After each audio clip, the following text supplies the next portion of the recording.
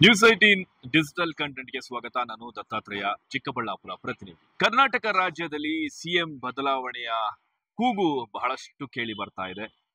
ಹಿನ್ನೆಲೆ ಸಾಕಷ್ಟು ಜನ ವಿರೋಧ ಪಕ್ಷದ ನಾಯಕರು ನವೆಂಬರ್ ಕ್ರಾಂತಿ ಆಗುತ್ತೆ ಅಂತ ಬಹಳಷ್ಟು ರೀತಿಯಾದಂತಹ ಹೇಳಿಕೆಗಳನ್ನು ಸಹ ಕೊಟ್ಟಿದ್ರು. ಇದರ ಬೆನ್ನಲ್ಲೇ ರಾಜ್ಯದ ಸಚಿವರು, ಡಿಸಿಎಂ ಸೇರಿದಂತೆ ಮತ್ತಿತರು ಸಿಎಂ ಸ್ಥಾನದ ಆಕಾಂಕ್ಷಿಗಳು ಈಗ ದೆಹಲಿಯ ಪ್ರವಾಸವನ್ನ ಕೈಗೊಂಡಿರುವಂತಹದ್ದು. ನಿರ್ಭೀತ, ನಿಷ್ಪಕ್ಷಪಾತ, ವಿಶ್ವಾಸಾರ್ಹ ಸುದ್ದಿಗಳಿಗೆ ಹೆಸರಾಗಿರುವ ನ್ಯೂಸ್ 18 ಕನ್ನಡ ಈಗ ಆಪ್ನಲ್ಲೂ ಲಭ್ಯವಿದೆ. ದಯವಿಟ್ಟು ಇಲ್ಲಿರುವ QR ಕೋಡ್ನ ಸ್ಕ್ಯಾನ್ ಮಾಡಿಕೊಂಡು ಆಪ್ ಡೌನ್ಲೋಡ್ ಮಾಡೋದಕ್ಕೆ ಮರಿಬೇಡಿ. ನಿಮ್ಮ ಬೆಂಬಲ ಹೀಗೆ ಸದಾ ನಮ್ಮೊಂದಿಗಿರಲಿ. ಧನ್ಯವಾದ. ಇದೇ ವಿಚಾರಕ್ಕೆ ಸಂಬಂಧಿಸಿದಂತೆ ಈಗ ಚಿಕ್ಕಬಳ್ಳಾಪುರ ಲೋಕಸಭಾ ಕ್ಷೇತ್ರದ ಸಂಸದ ಡಾಕ್ಟರ್ ಕೆ ಸುಧಾಕರ್ ಅವರು ಸಿಎಂ ಹಾಗೂ ಡಿಸಿಎಂ ವಿಚಾರಕ್ಕೆ ಸಂಬಂಧಿಸಿದಂತೆ ವಾಗ್ದಾಳಿಯನ್ನ ನಡೆಸಿದ್ದಾರೆ.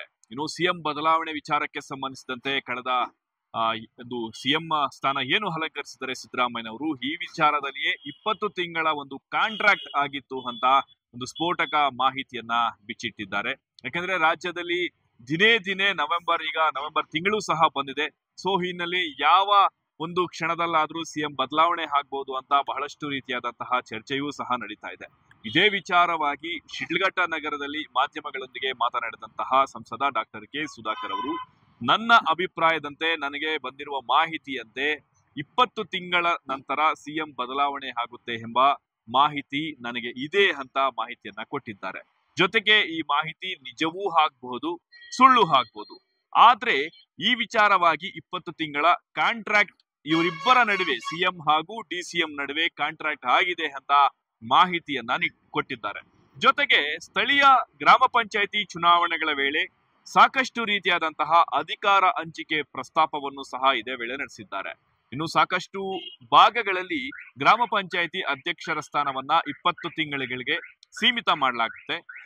ಗ್ರಾಮ ಪಂಚಾಯಿತಿ ಅಧ್ಯಕ್ಷರಾದ್ರೂ ಸಹ ಅವರು ಜೆಂಟಲ್ಮ್ಯಾನ್ ರಂತೆ ವರ್ತಿಸಿ ಅವರ ಸ್ಥಾನಕ್ಕೆ ರಾಜೀನಾಮೆಯನ್ನ ಕೊಟ್ಟು 20 ತಿಂಗಳ ಕಾಂಟ್ರಾಕ್ಟ್ ಅನ್ನ ಮುಗಿಸಿಕೊಂಡು ನಂತರ ಮತ್ತೊಬ್ಬರಿಗೆ ಅಧಿಕಾರವನ್ನ ಕೊಡ್ತಾರೆ. ಅದೇ ರೀತಿ ಸಿದ್ದರಾಮಯ್ಯನವರು ಹಾಗೂ ಡಿ ಕೆ ಶಿವಕುಮಾರ್ ಅವರೇ ನಡೆದಂತಹ ಈ ಒಂದು ಕಾಂಟ್ರಾಕ್ಟ್ ಏನಿದೆಯೋ, ಇದು ನಿಜವೇ ಆದ್ರೆ ಸಿದ್ದರಾಮಯ್ಯನವರು ಜೆಂಟಲ್ಮ್ಯಾನ್ ತರ ವರ್ತಿಸಬೇಕು ಅಂತ ಪರೋಕ್ಷವಾಗಿ ಸಿಎಂ ಸಿದ್ದರಾಮಯ್ಯನವರ ರಾಜೀನಾಮೆಗೆ ಒತ್ತಾಯಿಸಿದ್ದಾರೆ. ಮತ್ತೊಂದು ಕಡೆ ಡಿ ಕೆ ಶಿವಕುಮಾರ್ ಅವರ ಪರ ಬ್ಯಾಟ್ ಅನ್ನು ಸಹ ಬೀಸಿರುವಂತಹದ್ದು. ನಮ್ಮ ಗ್ರಾಮ ಪಂಚಾಯಿತಿಗಳಲ್ಲಿ ಕೂಡ ನಾವು ಟರ್ಮ್ಸ್ ಮಾತಾಡ್ತೀವಿ. ಒಂದೊಂದ್ಸಲಿ 2-3 ಆಕಾಂಕ್ಷಿಗಳಿದ್ದಾಗ, ನೋಡಪ್ಪ ನೀವು 20 ತಿಂಗಳು ಮಾಡಿ ಅಂತ.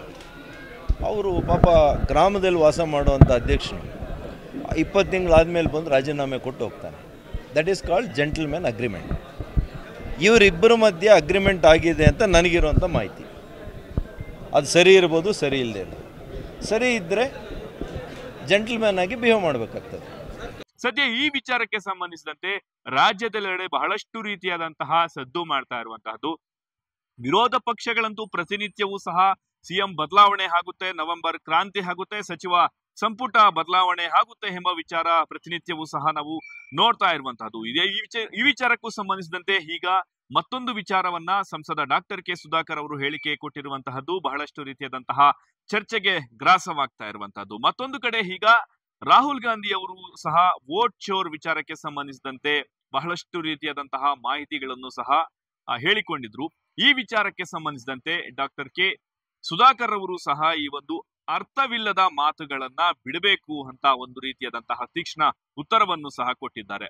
ತೆಲಂಗಾಣದಲ್ಲಿ ಈಗ ಕಾಂಗ್ರೆಸ್ ಸರ್ಕಾರದ ಅಧಿಕಾರ ನಡೆಯುತ್ತಿದೆ. ಮತ್ತೊಂದು ಕಡೆ ಕರ್ನಾಟಕದಲ್ಲಿಯೂ ಸಹ ಕಾಂಗ್ರೆಸ್ ಸರ್ಕಾರ ಅಧಿಕಾರ ನಡೆಯುತ್ತಿದೆ. ಎರಡೂ ಪ್ರದೇಶಗಳಲ್ಲಿಯೂ ಮತ ಚುನಾವಣೆ ನಡೆದಿರುವಂತಹದ್ದು ಇವಿಎಂ ಯಂತ್ರಗಳ ಮುಖಾಂತರ.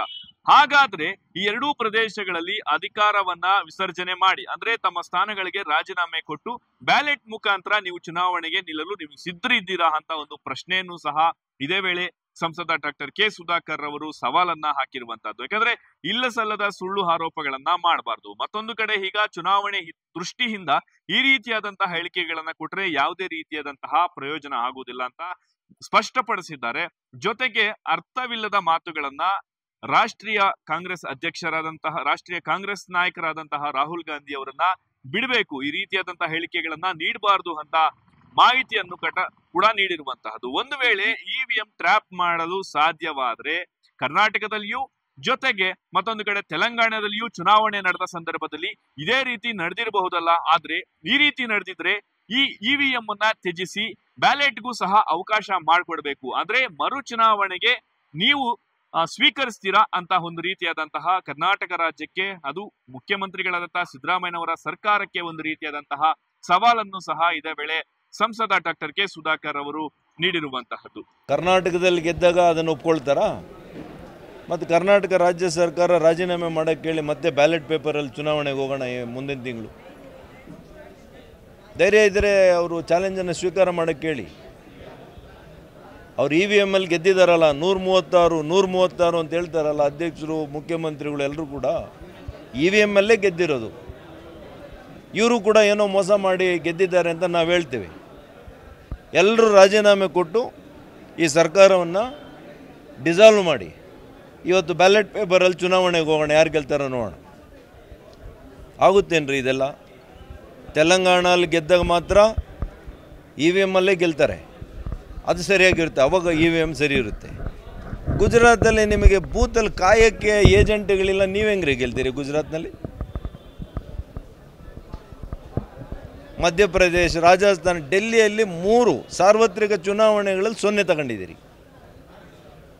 ನೀವು ಗೆಲ್ಲೋದು ಬಿಡಿ, ಗೆಲ್ಲೋ ಕನಸು ಕಾಣಕ್ಕೆ ನೀವು ಇವತ್ತು ಅಸಮರ್ಥರಾಗಿದ್ದೀರಿ ಕೆಲವು ರಾಜ್ಯಗಳಲ್ಲಿ. ಹಾಗಾಗಿ ಇದರ ಮೂಲಕ ದೇಶದ ಗೌರವವನ್ನು ಹಾಳು ಮಾಡುವಂಥ ಕೆಲಸ ಮಾಡೋಕ್ಕೆ ಹೋಗಬೇಡಿ.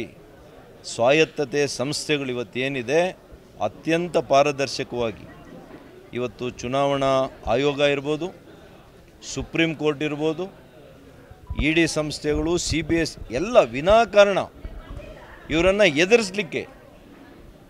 ಎದುರಿಸಿ ಇವರ ಒಂದು ತಪ್ಪುಗಳನ್ನು ಮುಚ್ಚಿಕೊಂಡು ಅವ್ರ ಮೇಲೆ ಒಂದು ರೀತಿಯಲ್ಲಿ ಭಯ ಬೀಳಿಸುವಂಥ ವಾತಾವರಣವನ್ನು ಇವರು ಸೃಷ್ಟಿ ಮಾಡ್ತಾ ಇದ್ದಾರೆ.